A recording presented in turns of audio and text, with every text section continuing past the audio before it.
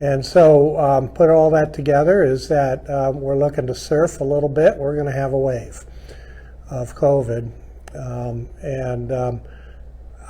What will that mean for our society and for people here is that one is that there'll be more people with colds and flus, which is what we usually see this time of year. And it also means COVID will be the predominant virus around. And the other thing that it means is that particularly for elderly people or people with underlying health problems, we're going to see more of them in the hospital. And that's something we're going to have to look out for. And that's kind of what happens with us during every respiratory virus season. We get more cases of pneumonia, particularly in older people and with people who have underlying health problems.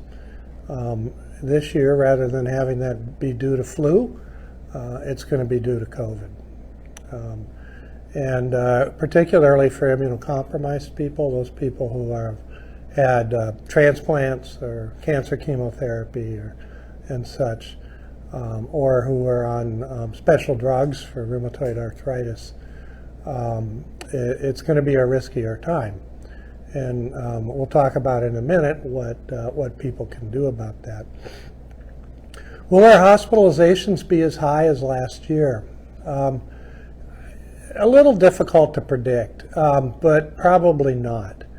And the reason why is even though the XBB 1.5 is more immune evasive, there is still enough immunity hanging around from previous infection and from vaccination in the past that it'll help keep people out of trouble with hospitalizations or severe infections 2 to 3 weeks. But we haven't yet really seen hospitalizations surge in those areas. They're going up, but they're going up no faster than, say, down here in the Triad where we still have the older variants. Early data suggests that the XBB 1.5, while being more infectious and a little bit more skittish and evasive, I don't think it's going to be any more serious than our previous variants of COVID. So that's, I think, going to be good news. The